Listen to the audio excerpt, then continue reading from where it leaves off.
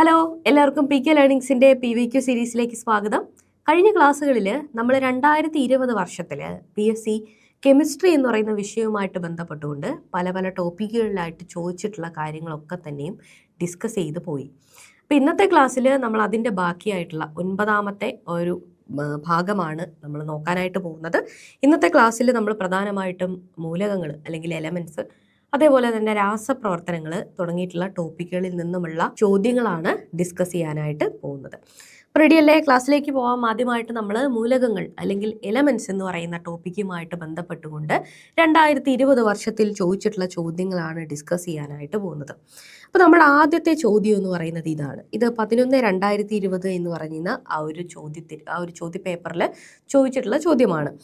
The alkali metal found in banana എന്നാണ് ചോദിച്ചിരിക്കുന്നത്. ബനാനയിൽ കാണപ്പെടുന്ന ആൽക്കലി മെറ്റൽ എന്ത് എന്നാണ് ചോദ്യം. ഇവിടെ നമ്മുടെ ഉത്തരം വരുന്നത് ഓപ്ഷൻ എ ആണ്, പൊട്ടാഷ്യമാണ്. ഓക്കെ, അപ്പോൾ ഇവിടെ നോക്കിയേ, ആൽക്കലി മെറ്റൽ എന്ന് തന്നിട്ടുണ്ട്, ഫൗണ്ട് ഇൻ ബനാന എന്നും തന്നിട്ടുണ്ട്. ഈ താഴെ തന്നിരിക്കുന്ന ഓപ്ഷനുകളിൽ എന്തൊക്കെയുണ്ട്? പൊട്ടാഷ്യം, സോഡിയം, കാൽസ്യം, മഗ്നീഷ്യം എന്നിവയാണ് നമ്മുടെ ഓപ്ഷനിൽ തന്നിട്ടുള്ളത്.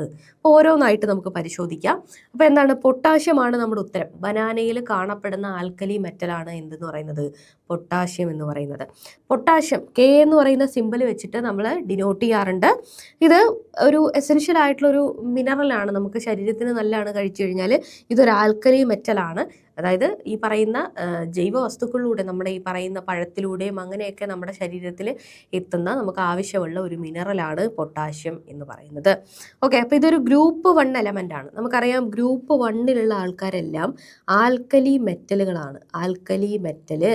അതിൻ്റെ തൊട്ടടുത്തുള്ള ഗ്രൂപ്പ് 2 ആൾക്കാരെ നമ്മൾ വിളിക്കും ആൽക്കലി എർത്ത് മെറ്റൽസ് എന്ന് വിളിക്കും. എർത്ത് മെറ്റൽസ് എന്നുമാണ് നമ്മൾ വിളിക്കാറുള്ളത്. ഇവരെ രണ്ടുപേരെയും ചേർത്തുകൊണ്ട്, ആൽക്കലി മെറ്റൽസിനെയും ആൽക്കലി എർത്ത് മെറ്റൽസിനെയും ചേർത്തുകൊണ്ട് നമ്മൾ എസ് ബ്ലോക്ക് എന്ന് പറയുന്ന ഒരു ബ്ലോക്കാണ് പീരിയോഡിക് ടേബിളിൽ ഇവർ ഉള്ളത്. ഓക്കെ, അപ്പോൾ ഈ പറയുന്ന potassium plays a vital role in maintaining fluid balance, nerve signals, അതേപോലെ തന്നെ muscle contractions in the human body. നമ്മുടെ ശരീരത്തിൽ ആവശ്യമായിട്ടുള്ളൊരു മിനറലാണ് പൊട്ടാഷ്യം. എന്തിനൊക്കെ സഹായിക്കുന്നുണ്ട്? ശരീരത്തിൻ്റെ ഫ്ലൂയിഡ് മെക്കാനിക്സ്, അതായത് ഫ്ലൂയിഡ് ബാലൻസ് നിലനിർത്താൻ വേണ്ടിയിട്ട്, അതേപോലെ തന്നെ നെർവ് സിഗ്നലുകൾ കറക്റ്റായിട്ട് പോകാൻ, ഇതുകൂടാതെ മസിലിൻ്റെ കോൺട്രാക്ഷനുകൾക്ക് ഒക്കെ തന്നെ സഹായിക്കുന്ന ഒരു മിനറലാണ് പൊട്ടാഷ്യം എന്ന് പറയുന്നത്. ഇനി നമ്മുടെ ഓപ്ഷനിൽ തന്നിട്ടുള്ള മറ്റുള്ള ആൾക്കാരുണ്ടല്ലോ, അതിൽ ആദ്യമായിട്ട് സോഡിയം ഒരു ആൽക്കലി മെറ്റൽ തന്നെയാണ്. പക്ഷേ ഇത് നമുക്ക് ബനാനയിൽ കാണപ്പെടുന്ന ആളല്ലാത്തത് കൊണ്ടാണ് ഇത് നമ്മുടെ ഓപ്ഷൻ ആവാതെ പോയത്, ഉത്തരമാകാതെ പോയത്. പിന്നെന്താ? കാൽസ്യവും മഗ്നീഷ്യവുമാണ് തന്നിട്ടുള്ളത്. ഓർത്ത് വെക്കുക, കാൽസ്യവും മഗ്നീഷ്യവും ഇവന്മാർ രണ്ടുപേരും എന്താണ്? ഗ്രൂപ്പ് 2 ഉൾപ്പെടുന്നവരാണ്. ഇവർ ആൽക്കലി മെറ്റൽ അല്ല, പകരം ഇവർ ആൽക്കലി എർത്ത് മെറ്റൽസ് ആണ് എന്ന് ഓർത്ത് വെച്ചേക്കാം. രണ്ടാമത്തെ ചോദ്യത്തിലേക്ക് നമ്മൾ കടക്കുകയാണ്. ഇത് 44/2020 എന്ന് പറയുന്ന UP സ്കൂൾ ടീച്ചറുടെ പരീക്ഷയ്ക്ക് ചോദിച്ചിട്ടുള്ള ചോദ്യമാണ്. താഴെ കൊടുത്തിരിക്കുന്നവയിൽ സംക്രമണ മൂലകം ഏതാണ് എന്നാണ് ചോദിച്ചിരിക്കുന്നത്. താഴെ കുറേയധികം ആൾക്കാരെ തന്നിട്ടുണ്ട്. ഇതിലാരാണ് സംക്രമണ മൂലകം എന്നാണ് ചോദിച്ചിരിക്കുന്നത്. സംക്രമണ മൂലകം എന്ന് പറഞ്ഞു കഴിഞ്ഞാൽ അത് ട്രാൻസിഷൻ എലമെൻറ്റുകളാണ്. എന്താണ് ട്രാൻസിഷൻ എലമെൻറ്റ് എന്നും നമ്മുടെ ഉത്തരം എന്താണെന്നും നമുക്ക് കൃത്യമായിട്ട് നോക്കാം. ഇവിടെ ഉത്തരം വരുന്നത് ഓപ്ഷൻ ബി ആണ്, മാംഗനീസ് ആണ്. അപ്പോൾ എന്താണ് ട്രാൻസിഷൻ എലമെൻറ്റ്? നമ്മുടെ പീരിയോഡിക് ടേബിളിലെ 3 മുതൽ 12 വരെയുള്ള ഗ്രൂപ്പുകളിൽ ഉൾപ്പെടുന്ന D ബ്ലോക്ക് മൂലകങ്ങളെയാണ് സാധാരണഗതിയിൽ നമ്മൾ സംക്രമണ മൂലകങ്ങളിൽ ഉൾപ്പെടുത്താറുള്ളത്.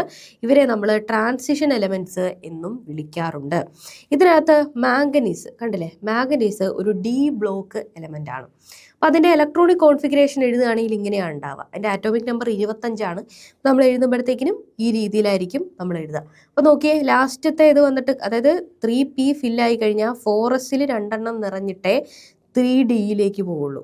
ഓക്കെ, അപ്പോൾ ഇവിടെ നോക്കിയേ, ലാസ്റ്റത്തെ ഇലക്ട്രോൺ വന്ന് ഫില്ലായിരിക്കുന്ന ഏതിലാ? D എന്ന് പറയുന്ന സബ് ഓർബിറ്റലിലാണ്. അപ്പോൾ ഇവർ ഏതിലാണ് ഉൾക്കൊള്ളുക? D ബ്ലോക്കിലാണ് ഉൾക്കൊള്ളുക എന്ന് നമുക്ക് മനസ്സിലാക്കാം. 25 മാംഗനീസിൻ്റെ ആറ്റോമിക് നമ്പർ എന്ന് പറയുന്നത്. ഇവിടെ ഭാഗികമായി ഇലക്ട്രോൺ നിറഞ്ഞ സബ്ഷെല്ലുള്ള ഒരു മൂലകം, അല്ലെങ്കിൽ അപൂർണമായി നിറഞ്ഞ D ഓർബിറ്റലുള്ള സ്ഥിരതയുള്ള കാറ്റയോണുകൾ രൂപപ്പെടുത്താൻ കഴിയുന്ന ഒരു മൂലകം, ഇതാണ് IUPAC സംക്രമണ മൂലകങ്ങളെ നിർവചിച്ചിട്ടുള്ള ആ ഒരു ഡെഫിനിഷൻ എന്ന് പറയുന്നത്. അതായത് ഇവിടെ നോക്കിയേ, മാംഗനീസിനെ നമ്മൾ എടുത്തു. D ഓർബിറ്റലിൽ സാധാരണഗതിയിൽ മാക്സിമം 10 ഇലക്ട്രോണുകളാണ് ഉൾക്കൊള്ളുക. ഇവിടെ എത്ര എണ്ണം നിറഞ്ഞിട്ടുണ്ട്? 5 എണ്ണേ ഉൾക്കൊണ്ടിട്ടുള്ളൂ അല്ലേ? അപ്പോൾ ഇവിടെ നോക്കിയേ, ഭാഗികമായിട്ടല്ലേ ഡി ഓർബിറ്റൽ ഫില്ലായിട്ടുള്ളൂ. ഒന്നെങ്കിൽ ഇങ്ങനെ ഭാഗികമായിട്ട് ഫില്ലാകണം, അതല്ല എങ്കിൽ ഇതിൻ്റെ ഒരു ഓക്സിഡേഷൻ സ്റ്റേറ്റ് കാണിക്കുമല്ലോ. ഉദാഹരണത്തിന് നമ്മൾ ഏതെങ്കിലും ഒരു സാധനത്തിന് എടുത്തു, അതായത് ഈ പറയുന്ന ഡി എന്ന് പറയുന്ന സബ്ഷെല്ലിനകത്ത് 10 എണ്ണവും ഫില്ലായിട്ടുള്ള രീതിയിൽ നമ്മൾ എടുത്തു. പക്ഷേ ഇതിനെ ഓക്സിഡൈസ് ചെയ്യുമ്പോഴോ ഇത് സാധാരണഗതിയിൽ സ്റ്റേബിൾ ആയിട്ടുള്ള അതിൻ്റെ ഒരു ഓക്സിഡേഷൻ സ്റ്റേറ്റ് കാണിക്കുന്നത് എന്താണ്? 2 ഇലക്ട്രോണുകളെ വിട്ടുകൊടുത്തിരിക്കുന്ന ഒരു രൂപമാണെന്നുണ്ടെങ്കിൽ അവിടെ എന്താവും? 2 ഇലക്ട്രോണുകളെ വിട്ടുകൊടുത്തിട്ട് ഇത് 3d8ൽ നിൽക്കും. ഓക്കെ, അപ്പോൾ സ്റ്റേബിൾ ആയിട്ടുള്ള ഏതെങ്കിലും ഒരു കാറ്റയോണുകളെ നിർമ്മിക്കാനുള്ള കപ്പാസിറ്റിയോ അല്ലെങ്കിൽ സാധാരണഗതിയിൽ നിൽക്കുമ്പോഴത്തേക്കിനും ഡി ഓർബിറ്റിൽ ഭാഗികമായിട്ട് ഫില്ലാവുകയോ ചെയ്താൽ മാത്രമേ നമ്മൾ എന്തു പറയുള്ളൂ? സംക്രമണ മൂലകമായിട്ട് ഇവരെ കണക്കാക്കുകയുള്ളൂ എന്നുള്ളതാണ് IUPACയുടെ നിർവചനം. ഓക്കെ, അതായത് ഡി ഓർബിറ്റൽ ഫുള്ളായിട്ട് 10 ഇലക്ട്രോൺ നിറഞ്ഞിരിക്കരുത്. ഒന്നുകിൽ സാധാരണ ഇരിക്കുമ്പോൾ നിറഞ്ഞിരിക്കരുത്, അല്ലെങ്കിൽ ഇലക്ട്രോണുകളെ വിട്ടുകൊടുത്തിട്ട് അങ്ങനെ നിറയാതെ സ്റ്റേബിളായിട്ട് നിൽക്കാൻ ഇവർക്ക് പറ്റണം. ഇത് രണ്ടിൽ ഏതെങ്കിലും സ്വഭാവമുണ്ടെങ്കിൽ അവനെയാണ് നമ്മൾ ട്രാൻസിഷൻ മെറ്റൽ, ട്രാൻസിഷൻ എലമെൻറ്റ് എന്നൊക്കെ വിളിക്കാറുള്ളത്. ഇവിടെ സിങ്ക് സാധാരണയായി ഒരു യഥാർത്ഥ സംക്രമണ മൂലകമായിട്ട് നമ്മൾ കണക്കാക്കാറില്ല. സിങ്ക് കാരണം സിങ്ക് എന്ന് പറയുന്നത് എന്താണ്? 30 അതിൻ്റെ ആറ്റോമിക് നമ്പർ എന്ന് പറയുന്നത്. നിങ്ങൾ നോക്കിയേ, 30 ആറ്റോമിക് നമ്പറുള്ള സിങ്കിൻ്റെ ഇലക്ട്രോണിക് കോൺഫിഗറേഷൻ നമ്മൾ എഴുതിയാൽ 1s2, 2s2, 2p6, 3s2, 3p6 വരെ വന്നു. എന്നിട്ട് നമുക്ക് 4s2 നമ്മൾ ഫില്ല് ചെയ്തു, ബാക്കി 3d10. 30 ഇലക്ട്രോണുകൾ സിങ്കിനകത്ത് ഇവിടെ ഫില്ലായിട്ടുണ്ട് അല്ലേ? ഇവിടെ നോക്കിയേ, ഡി എന്ന് പറയുന്നത് മാക്സിമം 10 എണ്ണം നിറഞ്ഞിട്ടിരിക്കുക. അത് കാരണം ഇതൊരു സംക്രമണ മൂലകമല്ല സാധാരണഗതിയിൽ നോക്കുമ്പോൾ. അപ്പം നമ്മൾ നേരത്തെ പറഞ്ഞിട്ടുള്ള ആ ഒരു കണ്ടീഷൻ നോക്കുക, ഇത് സ്റ്റേബിൾ ആയിട്ടുള്ളൊരു കാറ്റയോൺ ഉണ്ടാക്കാൻ പറ്റുമോ? അപ്പോഴാണ് ഇതിൻ്റെ ഗ്രൗണ്ട് അവസ്ഥയിലും അതല്ലെങ്കിൽ ഇതിൻ്റെ പൊതുവായിട്ടുള്ള ഒരു അയോൺ എന്ന് പറയുന്നത് അതിൻ്റെ Zn2+ എന്ന് പറയുന്ന ഒരു അയോൺ രൂപമാണ്. Zn2+ൽ എന്താ ചെയ്യുക? ഇത് നോക്കിയേ, 4s2 ഉണ്ട്, 3d10 ഉണ്ട്. അപ്പോൾ ഇവിടെ 4s നിറഞ്ഞിട്ടാണ് 3d നിറയുക. പക്ഷെ എന്നാൽ പോലും ഈ ഡിയിൽ ഫുള്ളായിട്ട് ഫില്ലായിട്ടിരിക്കുമ്പോൾ അതിനൊരു പ്രത്യേക സ്റ്റെബിലിറ്റി ഉള്ളത് കൊണ്ട് ഇതെന്ത് ചെയ്യും? Zn2+ എന്ന് പറയുന്ന ഒരു ഓക്സിഡേഷൻ സ്റ്റേറ്റ് നിർമ്മിക്കണമെങ്കിൽ ഈ 4sലെ 2 ഇലക്ട്രോണിനെ അങ്ങോട്ട് ഒഴിവാക്കും. ഓക്കെ, ഈ 2 ഇലക്ട്രോണുകളെ നൽകിയിട്ടാണ് Zn2+ എന്ന രീതിയിൽ നിൽക്കുക. അപ്പോൾ നോക്കുമ്പോഴും 3dയിൽ ഫുള്ളായിട്ട് ഫില്ലായിട്ടുണ്ട്. അപ്പോൾ സാധാരണ കാണിക്കുന്ന ഓക്സിഡേഷൻ സ്റ്റേറ്റിലും ഗ്രൗണ്ട് സ്റ്റേറ്റിലും ഡി എന്ന് പറയുന്ന ഓർബിറ്റിൽ ഫുള്ളായിട്ട് ഫില്ലായിരിക്കുകയാണ്. അപ്പോൾ ഇതിനെ നമുക്ക് സാധാരണഗതിയിൽ ഒരു ട്രാൻസിഷൻ എലമെൻറ്റ് എന്ന് പറയാനായിട്ട് സാധിക്കില്ല. പക്ഷേ ഡി ബ്ലോക്കിൽ തന്നെയാണ് നമ്മുടെ സിങ്ക് ഉള്ളത്. ഇവിടെയാണ് സിങ്ക് ഉള്ളത്. ഇതാണ് നമ്മൾ പറയുന്ന ഈ ഡി ബ്ലോക്ക് എന്ന് പറയുന്നത്. 3 മുതൽ 12 വരെയുള്ള ഗ്രൂപ്പുകളിലുള്ള ആളുകൾ ഉൾക്കൊള്ളുന്നു.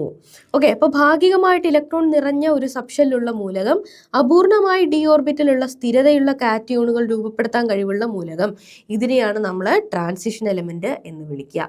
ഇവിടെ നമുക്ക് കപട സംക്രമണ മൂലകങ്ങൾ അല്ലെങ്കിൽ സ്യൂഡോ ട്രാൻസിഷൻ എലമെൻറ്റ്സ് എന്ന് വിളിക്കപ്പെടുന്ന കുറച്ച് ആളുകളുണ്ട്. അതായത് ഇവരെ സാധാരണഗതിയിൽ ഈ നിർവചനം പ്രകാരം നമുക്ക് ട്രാൻസിഷൻ എലമെൻറ്റുകളായിട്ട് കണക്കാക്കാനായിട്ട് പറ്റില്ല. പക്ഷേ ഇവരെന്താണ്? യഥാർത്ഥ സംക്രമണ രോഗങ്ങൾ പെരുമാറുന്ന പോലെ അല്ല ഇവർ പെരുമാറുക, എന്നാലും ഇവർ ഈ ഒരു ഏരിയയിൽ ഉൾക്കൊള്ളുന്നു. അതുകൊണ്ട് നമുക്ക് എന്ത് ചെയ്യാൻ പറ്റും? ഇവരെ നമ്മൾ കപട സംക്രമണ മൂലകങ്ങളായിട്ട് കണക്കാക്കുന്നു. 3 മുതൽ 12 വരെയുള്ള ഗ്രൂപ്പുകളിൽ ഉൾപ്പെടുന്ന ആളുകളായതുകൊണ്ട്.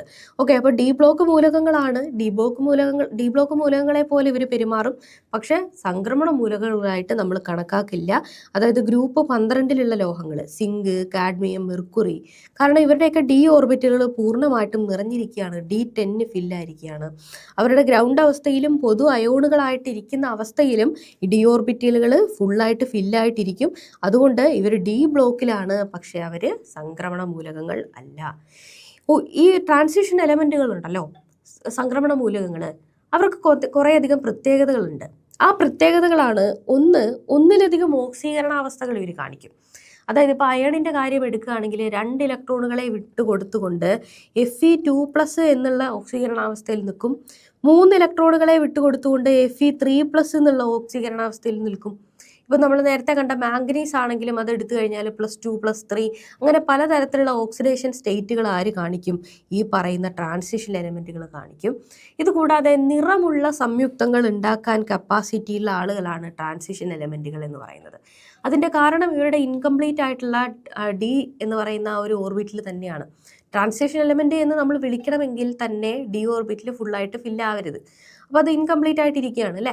അപ്പോൾ ഈ പറയുന്ന ഇലക്ട്രോണുകൾക്ക് ഈ എംപ്റ്റി ആയിട്ടിരിക്കുന്ന ഓർബിറ്റലിനകത്ത് അങ്ങോട്ടും ഇങ്ങോട്ടും മൂവ് ചെയ്യാനുള്ള കപ്പാസിറ്റി ഉണ്ട്. എനർജിയെ വലിച്ചെടുത്തുകൊണ്ട് ഈ ഓർബിറ്റലിനകത്ത് അങ്ങോട്ടും ഇങ്ങോട്ടും സഞ്ചരിക്കാൻ ഇവർക്ക് പറ്റും. അതിനെയാണ് നമ്മൾ ഡി ട്രാൻസിഷൻ എന്ന് വിളിക്കുക. അതിൻ്റെ ഫലമായിട്ട് നിറമുള്ള സംയുക്തങ്ങൾ ഉണ്ടാക്കാനുള്ള കപ്പാസിറ്റി ആർക്കുണ്ട്? ഈ സംക്രമണ മൂലകങ്ങൾക്ക് ഉണ്ട്. ഇനി ഹൈഡ്രജൻ ഒരു എസ് ബ്ലോക്ക് മൂലകമായിട്ടാണ് പരിഗണിക്കപ്പെടുന്നത് നമ്മുടെ ഓപ്ഷനിൽ തന്നിട്ടുള്ളത്. പിന്നെ ഓപ്ഷനിൽ നമുക്ക് ക്ലോറിനെ തന്നിട്ടുണ്ട്, അതൊരു ഹാലോജൻ ആണ്. അത് നമ്മളൊരു പി ബ്ലോക്കിൽ ഉൾപ്പെടുന്ന ആളാണ് അല്ലേ. 17 എന്ന് പറയുന്ന ഗ്രൂപ്പിലുള്ള ആളാണ് ക്ലോറിൻ എന്ന് പറയുന്നത്, ഹാലോജൻ ആണ്. പിന്നെ തന്നത് ആർഗൻ ആണ്. ആർഗൻ ഒരു ഉത്കൃഷ്ടവാതകമാണ്, പി ബ്ലോക്കിലുള്ള ആളാണ്. ഉത്കൃഷ്ടവാതകങ്ങളൊക്കെ തന്നെയും 18 എന്ന് പറയുന്ന ഗ്രൂപ്പിൽ ഉൾക്കൊള്ളുന്ന ആളുകളുമാണ്. ഓക്കെ, അപ്പോൾ മൂലകങ്ങൾ അല്ലെങ്കിൽ എലമെന്റ്സ് എന്ന് പറയുന്ന ഭാഗത്ത് നിന്ന് PSC 2020 ചോദിച്ചിട്ടുള്ള ചോദ്യങ്ങൾ നമ്മൾ കവർ ചെയ്തു. അടുത്തതായിട്ട് രാസപ്രവർത്തനങ്ങൾ അല്ലെങ്കിൽ കെമിക്കൽ റിയാക്ഷൻ എന്ന് പറയുന്ന ഭാഗത്ത് നിന്നും PSC എന്തൊക്കെ ചോദിച്ചിട്ടുണ്ട് എന്ന് നമുക്ക് നോക്കാം. മൂന്നാമത്തെ ചോദ്യത്തിലേക്ക് നമ്മൾ കടക്കുകയാണ്. The action of water on calcium carbide gives. Calcium കാർബൈഡും വാട്ടറും കൂടെ റിയാക്ട് ചെയ്താൽ എന്തുണ്ടാവും എന്നാണ് ചോദിച്ചത്. നമ്മുടെ ഉത്തരം എന്ന് പറയുന്നത് അസറ്റിലീൻ ആണ്. ഓക്കെ, അപ്പോൾ ഇതിനെക്കുറിച്ചിട്ടുള്ള കൂടുതൽ ഡീറ്റെയിൽസ് നമുക്ക് നോക്കിപ്പോവാം. അസറ്റിലീൻ അതായത് കാൽസ്യം കാർബൈഡും വാട്ടറും കൂടെ റിയാക്ട് ചെയ്യുമ്പോൾ ഉണ്ടാവുന്ന ആ ഒരു കെമിക്കലാണ് അസറ്റിലീൻ എന്ന് പറയുന്നത്. അപ്പോൾ വാട്ടർ കാൽസ്യം കാർബൈഡ് CaC2 എന്ന് പറയുന്ന കാൽസ്യം കാർബൈഡുമായിട്ട് റിയാക്ട് ചെയ്യുമ്പോൾ നമുക്ക് എന്ത് കിട്ടും? അസറ്റിലീൻ കിട്ടും. അസറ്റിലീനെ നമ്മൾ C2H2 എന്നാണ് നമ്മൾ എഴുതാറുള്ളത്. അതേ കൂടാതെ തന്നെ ബൈ പ്രൊഡക്റ്റ് ആയിട്ട് കാൽസ്യം ഹൈഡ്രോക്സൈഡും ലഭിക്കാറുണ്ട് ഈ കെമിക്കൽ റിയാക്ഷനിൽ. അപ്പോൾ ഇതിൻ്റെ ഇക്വേഷൻ നമ്മൾ എഴുതുകയാണെങ്കിൽ CaC2 അതായത് കാൽസ്യം കാർബൈഡ്, വാട്ടർ H2O, ഇത് രണ്ടും കൂടെ പ്രവർത്തിക്കുമ്പോൾ നമുക്ക് കാൽസ്യം ഹൈഡ്രോക്സൈഡ് കിട്ടും. അതുകൂടാതെ അസറ്റിലീനും കിട്ടും. ഓക്കെ, ഇത് രണ്ടുമാണ് നമുക്ക് കിട്ടുന്ന പ്രൊഡക്റ്റുകൾ എന്ന് പറയുന്നത്. ഇവിടെ അസറ്റിലീൻ അല്ലെങ്കിൽ ഇഥൈൻ എന്ന് പറയുന്ന സാധനം ഒരു commonly used for artificial ripening of fruits and in oxy acetylene welding. അതായത് വെൽഡിങ് നടത്തുന്ന സമയത്ത് ഈ അസറ്റിലീനും കൂടെ അതിനകത്ത് ഉൾക്കൊള്ളിക്കാറുണ്ട്. അപ്പോൾ നമുക്ക് ഈ വെൽഡിങ്ങിൻ്റെ ആ ഒരു ഫയറിനെ ന്യൂട്രൽ അല്ലാത്തത് എന്നൊക്കെയുള്ള രീതിയിൽ ആവശ്യാനുസരണം റെഗുലേറ്റ് ചെയ്യാൻ ഈ അസറ്റിലീൻ്റെ സാന്നിധ്യം സഹായിക്കാറുണ്ട്. ഓക്കെ, അപ്പോൾ ഇത് കൂടാതെ പ്രധാനമായിട്ട് നമ്മൾ അസറ്റിലീനെ ഉപയോഗിക്കുന്നത് ആർട്ടിഫിഷ്യൽ റൈപ്പനിങ് ഓഫ് ഫ്രൂട്ട്സിലാണ്. ഫ്രൂട്ട്സുകളെ അല്ലാതെ തന്നെ, അതായത് സാധാരണ നാച്ചുറൽ കോഴ്സ് വഴി പഴുപ്പിക്കുന്നതല്ലാതെ പെട്ടെന്ന് പഴുപ്പിക്കാൻ വേണ്ടിയിട്ട് ഈ അസറ്റിലീനെ അതിനകത്തേക്ക് അടുത്ത് വെച്ച് കഴിഞ്ഞാൽ എന്ത് ചെയ്യുന്നു? ഈ പറയുന്ന പഴങ്ങളെ ആർട്ടിഫിഷ്യലി പഴുപ്പിക്കാനായിട്ട് സാധിക്കുന്നു. ഇതുകൂടാതെ നമുക്ക് ഓപ്ഷനിൽ അസറ്റാൽഡിഹൈഡ്, എത്തനാൾ ഒക്കെ തന്നിട്ടുണ്ട്. ഇതൊക്കെ എന്താണ്? CH3CHO എന്ന് പറയുന്ന ആ ഒരു കോമ്പൗണ്ടാണ്. ഇതൊന്നും എന്തല്ല, ഈ പറയുന്ന വാട്ടറുമായിട്ട് റിയാക്ട് ചെയ്യുമ്പോൾ ഉണ്ടാവുന്നല്ല. പിന്നെ നമുക്ക് ഓപ്ഷനിൽ തന്നിട്ടുള്ളത് ബെൻസീനാണ്. ഇതൊരു സൈക്ലിക് രൂപത്തിലിരിക്കുന്ന ഒരു ഹൈഡ്രോ കാർബൺ ആണ് ബെൻസീൻ എന്ന് പറയുന്നത്. C6H6 ആണ് ബെൻസീൻ. ഓക്കെ, അപ്പോൾ അതും നമ്മുടെ ഉത്തരമല്ലാത്തതുകൊണ്ട് അസറ്റിലീനായി നമ്മുടെ ഉത്തരം. നാലാമത്തെ ചോദ്യത്തിലേക്ക് നമ്മൾ കടക്കുകയാണ്. Which of the following is an electrolyte in lead acid battery. Lead acid ബാക്ടറിയിൽ ഇലക്ട്രോലൈറ്റായിട്ട് പ്രവർത്തിക്കുന്നത് ആരാണ് എന്നാണ് നമ്മളോട് ചോദിച്ചിട്ടുള്ള ചോദ്യം എന്ന് പറയുന്നത്. ഇവിടെ ഉത്തരം ഡൈല്യൂട്ട് സൾഫ്യൂരിക് ആസിഡ് ആണ് എന്നുള്ളതാണ്. ഓക്കെ, അപ്പോൾ ലെഡ് ആസിഡ് ബാക്ടറിക്കകത്തെ ഇലക്ട്രോലൈറ്റായിട്ട് പ്രവർത്തിക്കുന്നത് ആരാണ്? ഡൈല്യൂട്ട് സൾഫ്യൂരിക് ആസിഡ് ആണ്. എന്താണ് ഈ പറയുന്ന ഡൈല്യൂട്ട് സൾഫ്യൂരിക് ആസിഡ് ഇതിനകത്ത് ചെയ്യുന്നത്? അതായത് ഇതിനകത്ത് വെച്ചിട്ടുള്ള ആ ഒരു ലെഡ് പ്ലേറ്റുകളുണ്ടല്ലോ, ആനോഡും കാഥോഡും, ഇവർ തമ്മിലുള്ള ആ ഒരു കെമിക്കൽ റിയാക്ഷനെ ഫെസിലിറ്റേറ്റ് ചെയ്യാൻ സഹായിക്കുന്ന ആളാണ് ഈ ഡൈല്യൂട്ട് സൾഫ്യൂരിക് ആസിഡ് ഇതിനകത്ത് എന്ന് പറയുന്നത്. ഓക്കെ, അതുകൂടാതെ എന്താ പറയുക, ഈ എനർജി സ്റ്റോർ ചെയ്യാനും റിലീസ് ചെയ്യാനും ഒക്കെ ഈ പറയുന്ന ആനോഡിനെയും കാഥോഡിനെയും ഡൈല്യൂട്ട് സൾഫ്യൂരിക് ആസിഡ് ഇലക്ട്രോലൈറ്റായിട്ട് പ്രവർത്തിച്ചുകൊണ്ട് സഹായിക്കുന്നു എന്നുള്ളതാണ്. ഇനി ഓപ്ഷനിൽ നമുക്ക് നൈട്രിക് ആസിഡും ഹൈഡ്രോക്ലോറിക് ആസിഡും ഒക്കെ തന്നിട്ടുണ്ട്. ഇവരൊക്കെ എന്താണ്? Is not used because they are highly corrosive and would lead to unwanted chemical side effect. Okay, അതായത് ഇവിടെ നമുക്ക് ഫെസിലിറ്റേറ്റ് ചെയ്താൽ മതി ഈ റിയാക്ഷനെ. പക്ഷേ ഇവർ ഭയങ്കര കൊറോസീവ് ആയതുകൊണ്ട് തന്നെ നമുക്ക് നൈട്രിക് ആസിഡിനെ അതേപോലെ കോൺസെൻട്രേറ്റഡ് ആയിട്ടുള്ള രീതിയിൽ ഹൈഡ്രോക്ലോറിക് ആസിഡിനെ ഒന്നും തന്നെ നമുക്ക് ഉപയോഗിക്കാനായിട്ട് സാധിക്കില്ല. ഇനി ഓപ്ഷനിൽ നമുക്ക് ഡിസ്റ്റിൽഡ് വാട്ടർ തന്നിട്ടുണ്ട്. ഇതെന്ത് ചെയ്യില്ല, ഈ ഇലക്ട്രോലൈറ്റ് ലെവലിനെ ഒന്ന് ടോപ്പപ്പ് ചെയ്യാനും കോമ്പൻസേറ്റ് ചെയ്യാനുമായിട്ട് നമ്മൾ ഉപയോഗിക്കും. ഇതിനെ ഇലക്ട്രോലൈറ്റ് ആയിട്ട് പ്രവർത്തിപ്പിക്കാനായിട്ട് സാധിക്കില്ല എന്നുള്ളതാണ്. ക്ലിയർ ആയല്ലോ? അടുത്ത ചോദ്യം, 5ാമത്തെ ചോദ്യത്തിലേക്ക് നമ്മൾ കടക്കുകയാണ്. The material used as negative electrode in lithium cell. Lithium സെല്ലിൽ നെഗറ്റീവ് ഇലക്ട്രോഡായിട്ട് ഉപയോഗിക്കുന്ന മെറ്റീരിയൽ ഏത് എന്നാണ് നമ്മളോട് ചോദിച്ചിരിക്കുന്ന ചോദ്യം എന്ന് പറയുന്നത്. അപ്പോൾ ഇവിടെ നമ്മൾ നെഗറ്റീവ് ഇലക്ട്രോഡായിട്ട് എന്തിനെയാണ് ഉപയോഗിക്കാറുള്ളത്? ലിഥിയത്തിനെയാണ് നെഗറ്റീവ് ഇലക്ട്രോഡായിട്ട് ഉപയോഗിക്കാറുള്ളത്. അപ്പോൾ ഈ പറയുന്ന ലിഥിയം സെല്ലിനകത്ത് ഏതാണ് നെഗറ്റീവ് ഇലക്ട്രോഡ്? ലിഥിയം നെഗറ്റീവ് ഇലക്ട്രോഡായിട്ടാണ് പ്രവർത്തിക്കാറുള്ളത്. ഇനി primary non rechargeable lithium cell metallic lithium is used as negative electrode, ആനോഡായിട്ട് ഉപയോഗിക്കുന്നു. എന്തുകൊണ്ടാണ് ലിഥിയം നമ്മൾ ചൂസ് ചെയ്യുന്നത് എന്ന് ചോദിച്ചു കഴിഞ്ഞാൽ ഇതിന് വളരെ ലോസ്റ്റ് ആയിട്ടുള്ള ഒരു ഇലക്ട്രോഡ് പൊട്ടൻഷ്യലാണ് ഉള്ളത്. അതുപോലെ തന്നെ വളരെ ലൈറ്റാണ്, അതേപോലെ തന്നെ ഹൈ എനർജി ഡെൻസിറ്റി മാർക്കുണ്ട് ലിഥിയത്തിനുണ്ട്. നമുക്കറിയാം EV വെഹിക്കിൾസ് ഒക്കെ പ്രചാരത്തിൽ വരുന്ന ഈ ഒരു സമയത്ത് ലിഥിയം സെല്ലുകൾക്കുള്ള ഒരു ഇത് കൂടുതലാണ് അല്ലേ. ലിഥിയം നമ്മൾ ഉപയോഗിക്കാറുണ്ട് ഇങ്ങനെയുള്ള സാഹചര്യങ്ങളിലൊക്കെ. അപ്പോൾ ഇനി നമുക്ക് ഓപ്ഷനിൽ തന്നിട്ടുള്ള ഗ്രാഫൈറ്റ് അല്ലേ, graphite commonly used as negative electrode in lithium ion rechargeable batteries. Lithium ion സെല്ലുകളാണെന്നിരിക്കട്ടെ, ആ ലിഥിയം അയോൺ സെല്ലുകളിൽ നമ്മൾ എന്താണ് ഉപയോഗിക്കാറുള്ളത്? ഗ്രാഫൈറ്റിനെ സാധാരണഗതിയിൽ നെഗറ്റീവ് ആയിട്ട് ഉപയോഗിക്കാറുണ്ട്. But for standard lithium cell, സാധാരണയുള്ള സ്റ്റാൻഡേർഡ് ലിഥിയം സെല്ലിനകത്ത് മെറ്റാലിക് ലിഥിയമാണ് നമ്മൾ ഉപയോഗിക്കാറുള്ളത്. അതാണ് നമ്മുടെ ആൻസർ എന്ന് പറയുന്നത്. ലിഥിയം അയോൺ എന്ന് തന്നിട്ടില്ല ചോദ്യത്തിൽ അല്ലേ, ലിഥിയം സെല്ലിന്ന് മാത്രമേ തന്നിട്ടുള്ളൂ. അതുകൊണ്ട് ലിഥിയമായി നമ്മുടെ ഉത്തരം. ഓക്കെ, അപ്പോൾ zinc is negative electrode in dry cell. നമുക്ക് ഓപ്ഷനിൽ തന്നിട്ടുള്ള സിങ്ക് ഡ്രൈ സെല്ലുകളിൽ ആണ് നമ്മൾ സാധാരണഗതിയിൽ യൂസ് ചെയ്യാറുള്ളത്. അതുപോലെ തന്നെ ആൽക്കലൈൻ ബാറ്ററികളിലും സിങ്ക് നമ്മൾ ഉപയോഗിക്കാറുണ്ട്. അപ്പം നമ്മൾ എന്ത് ചെയ്തു? മൂലകങ്ങൾ അല്ലെങ്കിൽ എലമെൻറ്റ്സ് എന്ന് പറയുന്നൊരു ഭാഗം കംപ്ലീറ്റ് ചെയ്തു. രാസപ്രവർത്തനങ്ങളിൽ നിന്നും 2020 ചോദിച്ചിട്ടുള്ള ചോദ്യങ്ങൾ നോക്കി. ഇനി നമ്മൾ സംയുക്തങ്ങൾ അല്ലെങ്കിൽ കോമ്പൗണ്ട്സ് എന്ന് പറയുന്ന ഭാഗത്ത് നിന്ന് 2020 PSC ചോദിച്ച ചോദ്യങ്ങൾ ഡീൽ ചെയ്യാനായിട്ട് പോവുകയാണ്. റെഡിയല്ലേ?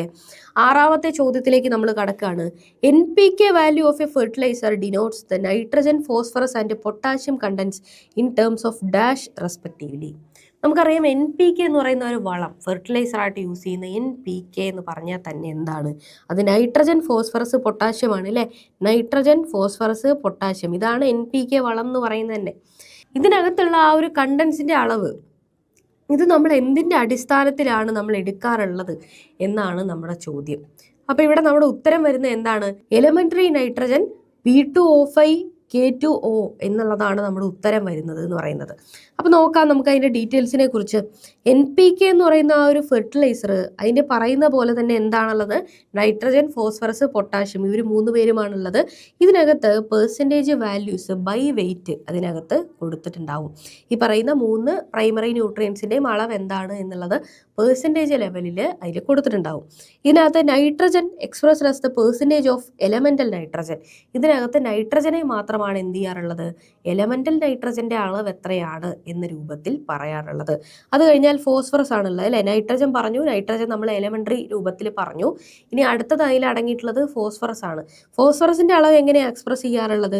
പെർസെൻറ്റേജ് ഓഫ് ഫോസ്ഫറസ് പെൻറ്റോക്സൈഡ്, അതായത് ഈ P2O5 പെർസെൻറ്റേജ് എത്രയാണ് എന്നുള്ളത് വെച്ചിട്ടാണ് നമ്മൾ എന്ത് ചെയ്യുക? ഫോസ്ഫറസിൻ്റെ അളവിനെ ഡിനോട്ട് ചെയ്യുക. അടുത്ത ആൾ എന്ന് പറയുന്നത് എന്താണ്? പൊട്ടാഷ്യമാണ്. പൊട്ടാഷ്യത്തിൻ്റെ അളവിനെ എന്തായിരിക്കും? അപ്പോൾ തീർച്ചയായിട്ടും K2O പെർസെൻറ്റേജിലായിരിക്കും എന്ത് ചെയ്യുക? പൊട്ടാഷ്യത്തെ നമ്മൾ റെപ്രസെൻ്റ് ചെയ്യുക എന്നുള്ളതാണ്. ഓക്കെ, അതിനെ പൊട്ടാഷ് എന്നും വിളിക്കാറുണ്ട്. ഇനി ഓപ്ഷനിൽ നമുക്ക് തന്നിട്ടുള്ള മറ്റുള്ള ആളുകളുടെ രൂപത്തിലല്ല, നൈട്രസ് ഓക്സൈഡിൻ്റെ ഒന്നും രൂപത്തിലല്ല എക്സ്പ്രസ് ചെയ്യുക. നൈട്രജനെ നമ്മൾ എലമെൻ്റൽ നൈട്രജൻ്റെ അളവിലാണ് എക്സ്പ്രസ് ചെയ്യാറുള്ളത്. ക്ലിയർ ആയല്ലോ? 7ാമത്തെ ചോദ്യത്തിലേക്ക് നമ്മൾ കടക്കുകയാണ്. ഗൺ കോട്ടൺ ഈസ് എന്നാണ് ചോദിച്ചിരിക്കുന്നത്. താഴെ തന്നിട്ടുള്ളതിൽ ആരാണ്, എന്താണ് ഗൺ കോട്ടൺ എന്ന് പറയുന്നത്? അപ്പോൾ ഇവിടെ സെല്ലുലോസ് നൈട്രേറ്റിനെയാണ് നമ്മൾ ഗൺ കോട്ടൺ എന്ന് വിളിക്കാറുള്ളത്. ഇതുപോലെ ഇരിക്കും, പഞ്ഞി പോലെ ഇരിക്കുന്ന സാധനമാണിത്. അപ്പോൾ എന്താണ് ഗൺ കോട്ടൺ? എന്തിനാണ് നമ്മളത് ഉപയോഗിക്കാറുള്ളത്? സെല്ലുലോസ് നൈട്രേറ്റ് ആണ് ഗൺ കോട്ടൺ എന്ന് നമ്മൾ പറഞ്ഞു. ഇത് ഹൈലി ഫ്ലേമബിൾ ആയിട്ടുള്ള എക്സ്പ്ലോസീവ് ആയിട്ടുള്ള ഒരു കോമ്പൗണ്ട് ആണ്. ഓക്കെ, ഇതെങ്ങനെ ഉണ്ടാക്കുക? സെല്ലുലോസിനെ, അതായത് കോട്ടണിൽ നിന്ന് എടുക്കുന്ന ആ ഫൈബറാണ് സെല്ലുലോസ് എന്ന് പറയുന്നത്. പ്രകൃതിയാ കിട്ടുന്ന സാധനമാണ്. ആ സെല്ലുലോസിനെ നമ്മൾ എന്ത് ചെയ്യുന്നു? With a mixture of concentrated nitric acid and sulphuric acid. ഈ സെല്ലുലോസിനെ വളരെ കോൺസെൻട്രേറ്റഡ് ആയിട്ടുള്ള സൾഫ്യൂരിക് ആസിഡും നൈട്രിക് ആസിഡും വെച്ച് ട്രീറ്റ് ചെയ്യുമ്പോഴത്തേക്കിനും നമുക്ക് എന്ത് കിട്ടും? ഗൺ കോട്ടൺ എന്ന് പറയുന്ന ഫ്ലെയിമബിൾ ആയിട്ടുള്ള ഒരു സബ്സ്റ്റൻസ് നമുക്ക് കിട്ടും. ഇത് സാധാരണഗതിയിൽ ഉപയോഗിക്കാറുള്ളത് ഗണ്ണിൻ്റെ പ്രൊപ്പല്ലൻ്റ് ആയിട്ടാണ്, പ്രൊപ്പല്ലൻ്റ് അകത്താണ് യൂസ് ചെയ്യാറുള്ളത്. ഫയർ ആമുകളിൽ ഉപയോഗിക്കാറുണ്ട്. അത് സ്മോക്ക്ലെസ് ആയിട്ടുള്ള ഗൺ പൗഡർ ഉപയോഗിക്കുന്ന സാഹചര്യങ്ങളിലൊക്കെ ഈ ഗൺ കോട്ടനെ നമ്മൾ ഉപയോഗിക്കാറുണ്ട്. അതുകൊണ്ടാണ് ആ ഒരു പേര് അതിന് വന്നിട്ടുള്ളത് തന്നെ. ഓപ്ഷനിൽ തന്നിട്ടുള്ള മറ്റുള്ള ആൾക്കാർ സെല്ലുലോസ് അസിറ്റേറ്റിനെ എടുക്കുകയാണെങ്കിൽ അത് നോൺ എക്സ്പ്ലോസീവ് ആയിട്ടുള്ള ഒരു മെറ്റീരിയലാണ്. അതേപോലെ തന്നെ എന്താ പറയുക, ക്ലോറൈഡുകൾ തന്നിട്ടുണ്ട് നമുക്ക് ഓപ്ഷനകത്ത്. ഇവരൊന്നും എന്തല്ല, സെല്ലുലോസിൻ്റെ ഡെറിവേറ്റീവുകളല്ല, ഗൺ കോട്ടൺ അല്ല അവരൊന്നും. ഗൺ കോട്ടൺ എന്ന് പറയുന്ന സാധനം സെല്ലുലോസ് നൈട്രേറ്റ് ആണ് എന്ന് മനസ്സിലാക്കാം. ഓക്കെ, ഇപ്പോൾ 8ാമത്തെ ചോദ്യത്തിലേക്ക് നമ്മൾ കടക്കുകയാണ്. Temporary hardness of water is due to.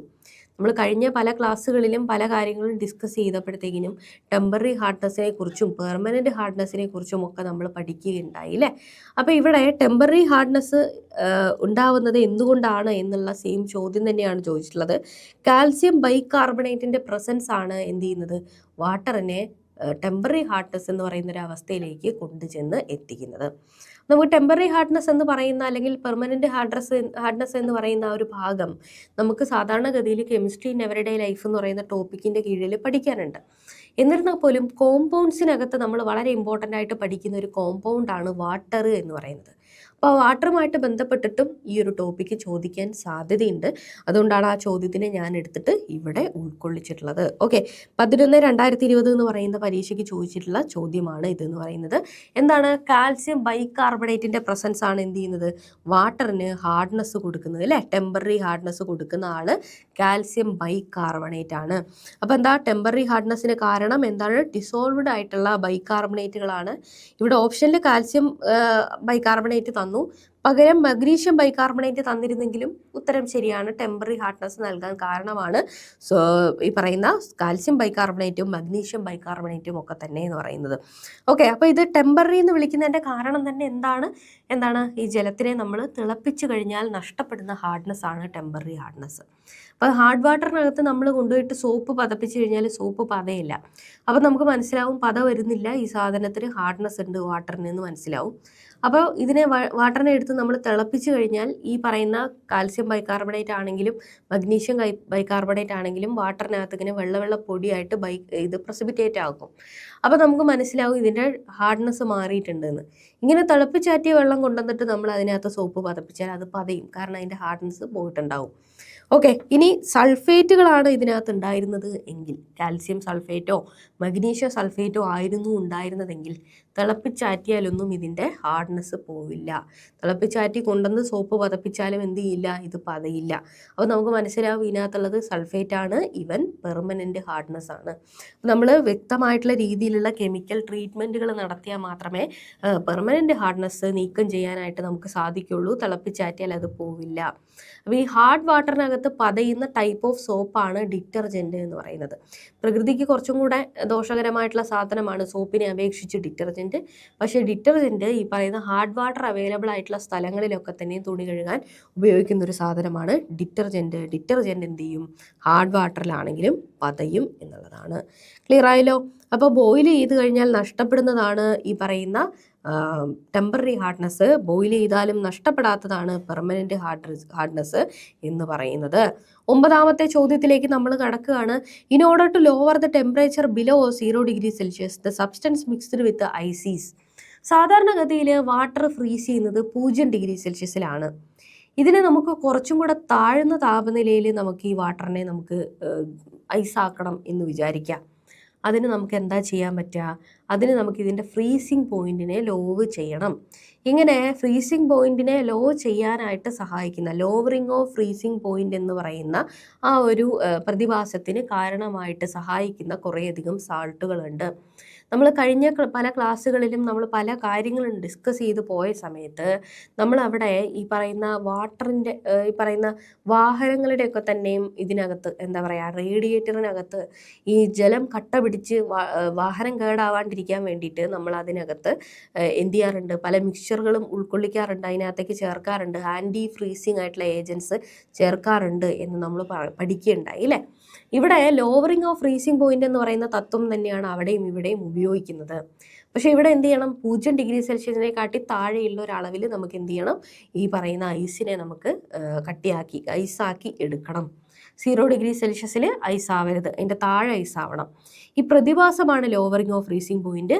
അതിന് നമ്മൾ സഹായിക്കുന്ന ആളാണ് സോഡിയം ക്ലോറൈഡ്, നമ്മുടെ ഉപ്പ് എന്ന് പറയുന്നത്. ഇത് നമുക്ക് സാധാരണ ജീവിതത്തിൽ എവിടെ കാണാമെന്ന് ചോദിച്ചാൽ, നമുക്ക് വീടുകളിലൊക്കെ മീൻ വിറ്റുകൊണ്ട് വരും അല്ലേ. മീൻ വിറ്റുകൊണ്ട് വരുമ്പോൾ ആ മീൻ ഇട്ടിരിക്കുന്ന ആ ഒരു പാത്രത്തിൽ നമ്മൾ നോക്കുകയാണെങ്കിൽ അതിനകത്ത് ഐസും ഉണ്ടാവും, അതിൻ്റെ കൂട്ടത്തിൽ ഉപ്പും ഉണ്ടാവും. അപ്പോൾ കറി വെക്കുമ്പോൾ മീനിന് ഉപ്പ് കിട്ടിക്കോട്ടെ എന്ന് കരുതിയിട്ടാണോ അവരതിനകത്ത് ഉപ്പിടുന്നത്? അല്ല, പകരം എന്തിനാണ് ഇത്, ഈ പറയുന്ന ഐസ് പെട്ടെന്ന് മെൽറ്റായിട്ട് വെള്ളമായിട്ട് പോവാതിരിക്കാൻ വേണ്ടി ഫ്രീസിങ് പോയിന്റ് കുറച്ച് വെക്കാൻ വേണ്ടിയിട്ടാണ് എന്ത് ചെയ്യുന്നത്, സോഡിയം ക്ലോറൈഡ് അതിനകത്തേക്ക് മിക്സ് ചെയ്തിട്ടുള്ളത്. അപ്പോൾ സോഡിയം ക്ലോറൈഡിനെയും അതേപോലെ തന്നെ ഐസിനെയും മിക്സ് ചെയ്ത് കഴിഞ്ഞാൽ ഒരു ഫ്രീസിങ് മിക്സ്ചർ നമുക്ക് കിട്ടും. ഈ സാധനത്തിനെ പറയുന്ന പേരാണ് ഫ്രീസിങ് മിക്സ്ചർ.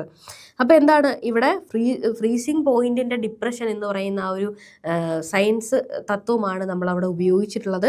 അപ്പോൾ എന്ത് ചെയ്യുന്നു, സോൾട്ട് അതിൻ്റെ ഈ പറയുന്ന ഐസിൻ്റെ ഫ്രീസിങ് പോയിന്റിനെ സോൾട്ട് എന്ത് ചെയ്യുന്നു, കുറച്ച് കൊടുക്കുന്നു. അങ്ങനെ ഈ ഒരു മിക്സ്ചർ എന്ത് ചെയ്യില്ല, -21°C ആയാലേ എന്ത് ചെയ്യുള്ളൂ, കട്ടിയാവുള്ളൂ. അപ്പോൾ കുറേ നേരത്തേക്ക് ആ ഒരു തണുപ്പ് അതിനകത്ത് ഇങ്ങനെ സൂക്ഷിക്കാനായിട്ട് എന്ത് ചെയ്യും, ഇതിന് പറ്റും. അതുകൊണ്ടാണ് എന്ത് ചെയ്യുന്നത്, ഈ മീനോ അല്ലെങ്കിൽ വസ്തുക്കളൊക്കെ തന്നെയും കേടുവരാണ്ട് തണുപ്പായിട്ട് സൂക്ഷിക്കണം എന്നുണ്ടെങ്കിൽ ഈ പറയുന്ന ഫ്രീസിങ് മിക്സ്ചർ അതിനകത്തേക്ക് ആഡ് ചെയ്തിട്ട് നമ്മൾ ഉപയോഗിക്കുന്നു എന്നുള്ളതാണ്. ഈ ഒരു method traditionally used in ice cream makers and for melting ice on roads in cold climate. Cold ക്ലൈമറ്റുകളുള്ള സാഹചര്യങ്ങളിലൊക്കെ തന്നെയും, അതായത് വഴിയരികിലൊക്കെ മഞ്ഞൊക്കെ ഇങ്ങനെ വീണ് കിടക്കുന്നുണ്ടാവും. അപ്പോൾ അവിടുത്തെ സാധാരണ താപനില 0°C കുറവായിരിക്കും, അല്ലെങ്കിൽ 0°C ആണെന്ന് വെക്കി, വഴുനീളം ഐസ് ഉണ്ടാവും. ഈ 0°C അന്തരീക്ഷത്തിൽ നിൽക്കുമ്പോൾ ഈ സാധനത്തിന് നമ്മൾ എങ്ങനെ ഐസിനെ ഉരുക്കി കളയും? അപ്പോൾ എന്ത് ചെയ്യുന്നു, ഈ സോഡിയം ക്ലോറൈഡ് പോലെയുള്ള സോൾട്ടുകൾ ഫ്രീസ് ചെയ്യാൻ, ലോവറിങ് ഓഫ് ഫ്രീസിങ് പോയിന്റിന് സഹായിക്കുന്ന സാധനങ്ങളെ നമ്മൾ വഴിയിൽ എന്ത് ചെയ്യും, ഇട്ടുവിടും. നമ്മൾ വെസ്റ്റേൺ മൂവീസൊക്കെ കാണുകയാണെങ്കിൽ അതിൽ ഐസ് റിമൂവ് ചെയ്യാൻ വേണ്ടി വാഹനങ്ങൾ വരുന്നത് നമുക്ക് കാണാനായിട്ട് പറ്റും അല്ലേ. അപ്പോൾ ഇങ്ങനെ ഈ സോഡിയം ക്ലോറൈഡ് ഇട്ട് കഴിഞ്ഞാൽ എന്ത് സംഭവിക്കും, 0°C ഇനി അതിന് ഫ്രീസ് ആകാൻ പറ്റൂല, അതിൻ്റെ ഫ്രീസിങ് പോയിന്റ് കുറഞ്ഞു. അപ്പോൾ എന്ത് ചെയ്യുന്നു, ഇപ്പോൾ അന്തരീക്ഷത്തിൽ നോക്കുമ്പോൾ 0°C ഒക്കെ ആയിരിക്കും. അപ്പോൾ ഇവൻ എന്ത് ചെയ്യും, വെള്ളമായിട്ട് നിലനിൽക്കും അല്ലേ. അപ്പോൾ നമുക്ക് അതിനെ അവിടെ നിന്ന് റിമൂവ് ചെയ്യാനായിട്ട് സാധിക്കും. അപ്പോൾ അതർ സബ്സ്റ്റൻസ് ഇവിടെ നമുക്ക് ഓപ്ഷനിൽ തന്നിട്ടുള്ള ലൈമ്, കാർബണേറ്റ്, ഇവരൊന്നും തന്നെ എന്തല്ല, ഈ ഫ്രീസിങ് ഏജന്റ് ആയിട്ട് സഹായിക്കുന്ന ആളുകൾ അല്ല. 10ാമത്തെ ചോദ്യത്തിലേക്ക്, ലാസ്റ്റ് ക്വസ്റ്റ്യനിലേക്ക് നമ്മൾ കടക്കുകയാണ്. കെമിക്കൽ ഫോർമുല ഓഫ് ബോക്സൈറ്റ് എന്നാണ് ചോദിച്ചിരിക്കുന്നത്. ഇവിടെ നമുക്ക് ബോക്സൈറ്റ് എന്ന് പറയുന്നത് അലുമിനിയത്തിൻ്റെ ഓറാണ്. അപ്പോൾ മെറ്റൽസ് എന്ന് പറയുന്ന ഭാഗത്ത് നമ്മൾ കൃത്യമായിട്ട് കുറേയധികം ഓറുകളെ കുറിച്ചിട്ട് അതേപോലെ തന്നെ അലോയിയെ കുറിച്ചിട്ടൊക്കെ നമ്മൾ പഠിച്ചിട്ടുണ്ട്. പക്ഷേ എന്നാൽ പോലും നമുക്ക് ഇവിടെ നോക്കുന്ന സമയത്ത് ബോക്സൈറ്റ് എന്ന് പറയുന്ന ഒരു സാധനം എന്താണ്, അതൊരു കോമ്പൗണ്ടാണ്. അപ്പോൾ ഈ ടോപ്പിക്കിൻ്റെ കീഴിലും ചോദിക്കാൻ സാധ്യതയുള്ളൊരു സംഭവം തന്നെയാണ് ഊറ് എന്ന് പറയുന്നത്. അതുകൊണ്ടാണ് ഞാനതെടുത്ത് ഇവിടെ ഇട്ടിട്ടുള്ളത്. കാരണം കെമിക്കൽ ഫോർമുലയാണ് അതിൻ്റെ ചോദിച്ചിട്ടും ഉള്ളത്. ഞാൻ പറയണ്ടായി അന്ന് പഠിപ്പിച്ചപ്പോഴേ, നമ്മുടെ മെറ്റലുകളും അവരുടെ വളരെ കോമൺ ആയിട്ടുള്ള കുറച്ചധികം ഊറുകളും അതിൻ്റെ കെമിക്കൽ ഫോർമുലയും പഠിച്ചു വെക്കുന്നത് പരീക്ഷയ്ക്ക് പോകുമ്പോൾ നന്നായിരിക്കും എന്ന് ഞാൻ പറഞ്ഞു അല്ലേ. അപ്പോൾ ഇവിടെ Al2O3NH2O എന്നുള്ളതാണ് ബോക്സൈറ്റിൻ്റെ കെമിക്കൽ ഫോർമുല എന്ന് പറയുന്നത്. അലുമിനിയത്തിൻ്റെ ഒരു ഓറായിട്ട് നമ്മൾ കൊമേഴ്ഷ്യലി യൂസ് ചെയ്യുന്ന സാധനമാണ് ബോക്സൈറ്റ്. ഇത് പ്രധാനമായിട്ടും ഹൈഡ്രേറ്റഡ് ആയിട്ടുള്ള അലുമിനിയം ഓക്സൈഡിനെയാണ് നമ്മൾ ബോക്സൈറ്റ് എന്ന് വിളിക്കാറുള്ളത്. ജനറലി ആ ഒരു കെമിക്കൽ ഫോർമുല Al2O3NH2O എന്നുള്ളതാണ് ഇവിടെ ഉണ്ടാവാറുള്ളത്. N എന്ന് പറയുന്നത് 1 മുതൽ 3 വരെ ആകാം. അതായത് 1H2O ആവാം, 2H2O, 3H2O, ഈ 3 രീതിയിലും നിൽക്കാറുണ്ട് സാധാരണ ഹൈഡ്രേഷൻ്റെ അളവ് അനുസരിച്ചിട്ട്. ഈ ഒരു എക്സ്ട്രാക്ഷൻ പ്രോസസ്സ്, ബോക്സൈറ്റിനെ എക്സ്ട്രാക്ട് ചെയ്തിട്ട് അതിനെ അലുമിന അല്ലെങ്കിൽ Al2O3 എന്ന് പറയുന്ന രൂപത്തിലേക്ക് മാറും.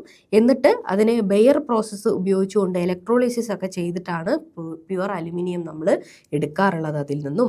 ഈ പറയുന്ന ഓപ്ഷൻ ബാക്കിയുള്ള ഓപ്ഷനുകളൊന്നും ബോക്സൈറ്റിൻ്റെ കൃത്യമായിട്ടുള്ളൊരു സാധനമല്ല. കാരണം അതിനകത്ത് സൾഫേറ്റ്, സിലിക്കേറ്റ് ഒക്കെ പ്രസൻ്റ് ആയിട്ടുള്ള ഫോർമുലകളായിരുന്നു നമുക്കിവിടെ തന്നിട്ടുണ്ടായിരുന്നത്. ഇവിടെ എന്തേ ഉള്ളൂ, ഹൈഡ്രേറ്റഡ് ആയിട്ടുള്ള രൂപം മാത്രമേ നമുക്കുള്ളൂ. അതുകൊണ്ട് ആലോചിച്ച് വെക്കുക, Al2O3.NH2O ഇതാണ് അതിൻ്റെ രൂപം എന്ന് പറയുന്നത്. പരീക്ഷയ്ക്കിനി അഥവാ Al2O3 2H2O എന്ന് തന്നാലും അത് ഇന്ന് തന്നെയാണ് ബോക്സൈറ്റിൻ്റെ രൂപമാണ് എന്നും കൂടെ മനസ്സിലാക്കി വെച്ചേക്കുക.